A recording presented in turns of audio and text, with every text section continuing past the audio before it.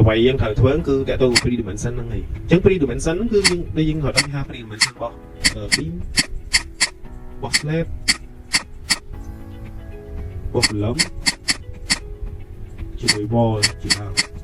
អានេះគឺយើង pre dimension ហ្នឹងនេះថាពេលប្លង់ឲ្យគាត់បោះមកឲ្យយើងគាត់ដាក់ទំហំសសរគេថារៀបបើគាត់ចេះមកគាត់ដាក់សសររបស់គាត់មកកាត់អង្គគេហៅថាស្វាន8ម៉ែត្រគាត់ដាក់មកកាត់សសរនេះគឺមកកាត់ឧទាហរណ៍គាត់ដាក់4ទឹក4ទឹកជាងអញ្ចឹងយើងត្រូវ pre dimension សម្រាប់ស្វានប៉ុណ្ណេះគាត់ប្រើសសរ4ទឹកក៏អូខេអត់នេះជាអ្វីយើងត្រូវគិតទុកមុនព្រោះតែពេលខ្លះយើងបើយើងយកមកកាត់ប្រកបទៅ model តែម្ដងបើយើងមើលអត់សូវត្រូវយើង model ហ្នឹងអាចនឹងយើងងាយចាយពេលតិចគឺមានប្រកាសជា revise ឡើងវិញសារទៀតអានេះសម្រាប់ structural modeling របស់យើងតែបើសិនជាយើងមកគាត់ដាក់មកកាត់8ម៉ែត្រនេះយើងគិតក៏តិចណាស់ក៏វាបានក្នុង8ទឹកទីហោ8ទឹកគុណ8ទឹកអញ្ចឹងមិនគាត់ដាក់ធំអត់អីតែបើគាត់ដាក់តូចវាធ្វើឲ្យយើងរៀងអត់សូវច្បាស់បើអត់សូវច្បាស់យើងព្រីមិនខ្លួនឯងសិនមកបើព្រីមិនសិន50ស្មើប៉ុណ្ណឹងលំប៉ុណ្ណេះក៏អូខេសម្រាប់មកកាត់ប៉ុណ្ណេះយើងមកកាត់ទៅឆាញ់តែវាធ្លាក់តិចតូចអត់អីយើងឡើងណាយើងអាចឡើងលើ section តិចតូចវាអាចជាប់ហ្នឹងចំណុចឡើយនេះជាងយើងព្រីមិនសិនយើងរៀនវាព្រីមិនសិនទៅលើ4នឹងទាំងអស់តាំងពី beam slab ទៅឡើង wall ហ្នឹងពេលយើងចូលដល់ face design យើងមកកាត់ហើយយើងនឹងវិភាគទៅលើ analysis ទៅលើ structure របស់គាត់នេះដែលគាត់បោះឲ្យយើងនេះពេលគាត់បោះ structure ហ្នឹងមកក៏មាន elevation បើសិន elevation មកគាត់ដែរនេះអ្វីហ្នឹងអញ្ចឹងសម្រាប់ឧទាហរណ៍ថាស្ប៉ាន8ម៉ែត្រកន្លែងខ្លះក៏ដកសសរចេញទៀតឧទាហរណ៍ថាស្ប៉ាន8ម៉ែត្រក៏ដកសសរនេះចោលបណ្ដោយទៅជាកន្លែងនេះឡើងស្ប៉ាន6 10ម៉ែត្រចុះអញ្ចឹងយើងត្រូវ analysis លើ structure ហ្នឹងដែលយើងនិយាយទៅលើ system structure នេះគឺ system structure បែបម៉េចដើម្បីទុកជាមួយស្ប៉ាន6 10ម៉ែត្រជាប់អានេះជាសំណួរមួយដែលយើងត្រូវដឹងតែម្ដងសម្រាប់ structure វិញបើយើង design ស្ប៉ាន6 10ម៉ែត្រ design RC អត់ជាប់ទេអត់ងាយជាប់ទេបើជាប់ក៏ត្រូវការថ្នាំធំដែរឧទាហរណ៍ថាស្ប៉ាន8ម៉ែត្រយើងប្រើថ្នាំកម្ពស់ថ្នាំរហូតដល់7ទឹក3ទឹកគុណ7ទឹកចឹងចុះយើង design ជាប់តែពេលឡើងដល់6ម៉ែត្រ3ទឹកគុណ7ទឹកនឹងអត់ជាប់ហើយ 100% អញ្ចឹងបើសុយសំណួរថាយើងគូរ system ជា RC structure ឬក៏យើងដូរ system នៃគ្រឿងអង្គមហ្នឹងយើងដូរទៅជាគ្រឿងអង្គមជាគ្រឿងអង្គមត្រាស់ជា steel structure ឬក៏មួយទៀតគឺហៅថាយើងអាចប្រើជាគ្រឿងអង្គម port tension slab បើខាត់ port tension slab អាចទៅរួចព្រោះវាអាចមានមួយទៀតគឺជាប្រភេទ band beam ដែលយើងជួយច្បាប់ស្ប៉ានធំយើង design បានតែមែនតើបើសិនពួកស្ប៉ានធំគេកម្រគិតចូលទៅលើផ្នែក category RC structure គេប្រកាសជាហុញវាចូលទៅលើផ្នែក steel structure ឬអញ្ចឹងជាប្រភេទ port tension slab ហ្នឹងតែបើយើងនិយាយទីក្នុងចំណុចនេះស្ប៉ានយើងវាអត់ដល់ហ្នឹងទេខ្ញុំបដិជា idea ថាដល់ពេលយើងនិយាយ system structure យើងត្រូវមើលបែបហ្នឹងដូចគ្នាហើយយើងតែគេបោះប្លង់មកឲ្យយើងភ្លាមយើងដឹងថា design RC ហ្មងយើងអត់មើលស្ប៉ានអាគាររបស់គេទេអាហ្នឹងវាធ្វើឲ្យយើងពិបាករបស់យើងពេលយើងឆាយទៅយើងប្រកាសជា revise structure របស់យើងឡើងមួយផ្សេងទៀតអូខេតែនេះជាចំណុចមួយដែលយើងត្រូវដឹងដូចគ្នាជាងចំណុចមួយទៀតតើតោងជាមួយ detail design អញ្ចឹងដល់ពេលយើងបាន pre dimension នៃអាគារឲ្យអស់ហើយគឺមាន pre dimension របស់មុខកាត់សសរ column beam slab ដងសេះឲ្យអស់ហើយបានយើងយកមុខកាត់ទាំងអស់យកទៅធ្វើការ detail design មកពាក្យថា detail design ពាក្យថា design មួយម៉ាត់នៅក្នុងនោះមានឲ្យយើង include អីខ្លះចូលត្រូវដឹងដូចគ្នាមានតែបើយើងនិយាយក្នុងលក្ខខណ្ឌ detail design ចូលក្នុងលក្ខខណ្ឌ design នេះយើងប្រកាសជា include ទៅលើមេគុណចូលហើយដូចយើងនិយាយថា OES ហ្នឹងOES យើងយកមួយជា2 that យកមួយជា6 line ឡងអីយើងទៅហើយមានយើងគិតមេគុណ set ទីចូលនេះអាហ្នឹងគឺយើងហៅ design តែបើអត់តនិយាយ design ទេយើងគិតទៅក្នុងលក្ខខណ្ឌ service LS មានយើងគិតតែ download ផងមួយ line load ទេគិតតែមេគុណមួយខ្លួនមានដូចថាមនុស្សយើងម្នាក់ទម្ងន់70គីឡូមនុស្សម្នាក់មួយ pack ហ្នឹងទៅទម្ងន់70គីឡូជាមានក្នុងកន្លែងនេះគឺយើងអត់តគិតមេគុណចូលទេតែពេលយើង design ទៅលើទម្ងន់មនុស្សម្នាក់ដើម្បីយើងចូលយើងគាត់គិតអាមេគុណនេះមួយជា6ចូលហើយមួយជា6 line load គុណ7ទៅហ្នឹងឃើញទម្ងន់របស់យើងក្នុង design អានេះគឺមេគុណ set ដែលយើង design ម្ដងហៅថា design អូខេអញ្ចឹងពេល design ហើយអស់មុខកាត់នឹងជាប់អស់ហើយដល់ពេលយើងត្រូវធ្វើហ្នឹងគឺអាចរៀបជា tender drawing ជា typical drawing គឺ soft drawing tender drawing និង typical drawing soft drawing ខុសគ្នាបានទេ tender drawing អាប្លង់ដែលយើងបោះមកឲ្យវាអត់មាន detail គ្រប់ទេវាបោះឲ្យមកជាប្រភេទអាចថាជាប្រភេទ typical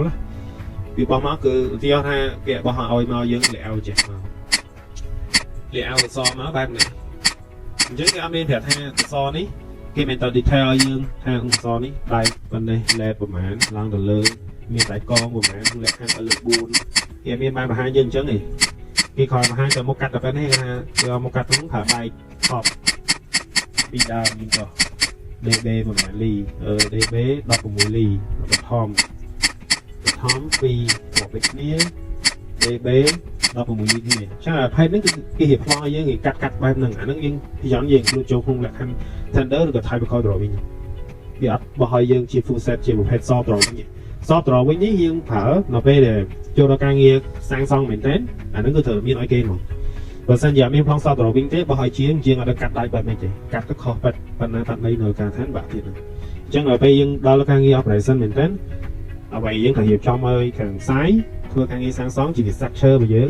ពួក structure designer យើង design ហើយយើងក៏ជារៀបចំប្លង់ឲ្យប៉ុន្តែរៀបចំប្លង់នៅអ្នកណារៀបធ្វើវាតើតមួយ draftsman គាត់ជាអ្នកគូប្លង់គាត់គូប្លង់គាត់ link connection គ្នាជាមួយនឹង structure designer អញ្ចឹងគេត្រូវការមកកាត់បណ្ណា spacing វិញហ្នឹងគឺគាត់ជជែកគ្នានៅក្នុងការងារហ្នឹងអញ្ចឹងពេលគាត់ full set ប្លង់ហើយគាត់បោះប្លង់ EC ទៅខាងសាយដើម្បីយកប្លង់ទៅ operation មកអានេះគឺនិយាយពីពិសេសក្នុងផ្នែក office អូខេអញ្ចឹងថងជា detail design គឺបាត់យើងចូលមួយទៀតគឺតាក់ទងជាមួយនឹង Facebook structure ដូចគ្នាដែរហ្នឹងគឺក្រោយពីយើង detail design job យើងបានប្លង់ដូចបង្ហាញខាងនេះយើងអាចជា Typical Drawing និង Soft Drawing អញ្ចឹងនៅសំណួរថានៅពេលរៀបចំប្លង់នេះឲ្យវាត្រូវដេញយ៉ាងនេះតាក់ទងបើមាន building permit គឺលិខិតសុំអនុញ្ញាតសាងសង់ណាអញ្ចឹងភាគច្រើនសម្រាប់ការសុំអនុញ្ញាតសាងសង់យើងក៏ជារៀបចំប្លង់មួយ submit ទៅខាងក្រសួងចាប្លង់ដែល submit ភាគច្រើនមិនមែនជា soft ទេមិនមែនជា soft drawing ភាគច្រើនជា typical គឺជា tender ឯងបោះឲ្យក្រសួងដើម្បី confirm ទៅលើអាគារហ្នឹងហើយបានមួយទៀតវាអាចមួយទៀតគឺតាក់ទងមួយ construction bid ហ្នឹងមកយើងនិយាយលើគម្រោងធំវាអាចមានឯងវាគម្រោងធំអញ្ចឹងគេមានគម្រោង high rise building មួយទៅកម្ពស់40ជាន់អញ្ចឹងទៅអញ្ចឹងគេមាន owner របស់គេជួលទៅលើក្រុមហ៊ុនមួយទៀតជា main ដើម្បីធ្វើហើយបានគេបោះអាប្លង់ហ្នឹងបោះទៅឲ្យយើងបោះទៅឲ្យខាងសាប់ដើម្បីធ្វើការដេញថ្លៃលើការសាងសង់ហ្នឹងអញ្ចឹងក្រុមសាប់ណាដែលជាប់គាត់ត្រូវមានប្លង់មួយទៀតគឺប្លង់ construction ទៅវិញខំទៀតដែលរៀបចំមកខាង main វិញហ្នឹងគឺបែបហ្នឹងអញ្ចឹង construction ពីហ្នឹងគឺបែបហ្នឹងអូខេចូលចំណុចមួយទៀតតើតោជាមួយនឹងមានពេលរៀបចំលិខិតសិទ្ធិលិខិតអនុញ្ញាតសាងសង់អស់ bid construction bid ចប់ហើយអស់ហើយបានវាចូលដល់ phase គឺលក្ខខណ្ឌការ fighting ហ្នឹងគឺមានលក្ខខណ្ឌដែលសាងសង់ការឋានចាប់ដើម operation ហើយអញ្ចឹងដល់ពេលចាប់ដើម operation start ការងារសង់តាំងពីជើងក្រោមរហូតដល់ខាងលើហ្នឹងវាអាចនឹងមានបញ្ហាខ្លះនឹងក៏ដោះស្រាយដូចបញ្ហាច្រើនគឺផ្នែក technical ហ្នឹងហ្មងគឺផ្នែក technical construction គឺ technical issue យ៉ាងណាហើយក្នុងការ revise ក៏មានច្រើនដងដែរក្នុងការ revise ប្លង់សមនេះបើសិនជាធ្វើទៅវាជួបបញ្ហាណាមួយអញ្ចឹងខាង structure ហ្នឹងឯងគឺគាត់ជាអ្នកវិភាគហើយគាត់ធ្វើការកែនិងការឆែកឡើងវិញប៉ុន្តែមិនមែនការកែហ្នឹងគឺកែទាំងអស់ទេគាត់កែបាយផាតកែផ្នែកណាដែលវាខុសតិចតួចវាគាត់កែបានគាត់ធ្វើហ្នឹងហើយនឹងមួយទៀតគឺគាត់មានជាប្រភេទក្នុងលក្ខខណ្ឌប្រសងហ្នឹងគឺមុននឹងឧទាហរណ៍ការងារចាក់បេតុងជាងតាំងមួយចុះមុននឹងការងារជើងតាំងអាចចាក់បានគាត់ប្រយោជន៍ទៅលើ ITP ហ្នឹង ITP យើងហៅថា inspection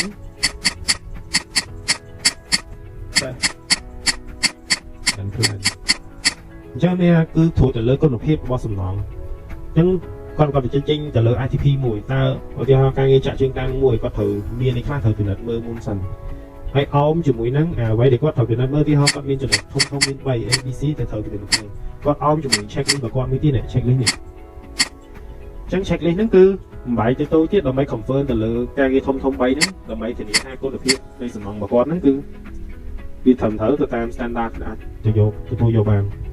ញ្ចឹងមកការងារហ្នឹងអាចអនុញ្ញាតទៅជើលើការងារចាក់បេតុងបានអានេះគឺបែបហ្នឹងពិសេសជាងការងារហ្នឹងគឺវា cycle បាននឹងរហូត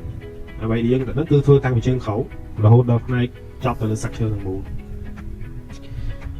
អូខេចា៎នេះគឺផ្នែកទៅលើ structural design ដែលយើងត្រូវដឹងយើងមាន4 phase ខាង architect គាត់មាន5 phase អញ្ចឹង phase ដែលយើង start ដែលយើងមានបញ្ជាក់អញ្ចឹងបើខាង architect គាត់បោះប្លង់មកឲ្យវាមាន schematic ជាមួយ design development យើង start up ទៅពេលណាអានេះវាអាស្រ័យលើក្រុមហ៊ុនដែលយើងធ្វើការដូចគ្នាតើ គាត់ឲ្យយើងតាមទៅពេលក្នុងលក្ខខណ្ឌដំណាក់កាលនៃ schematic គឺក៏ក្នុងដំណាក់កាលដែលខាង architect គាត់ចេញជាប្លង់ fully set ឬក៏ fully develop ហើយអស់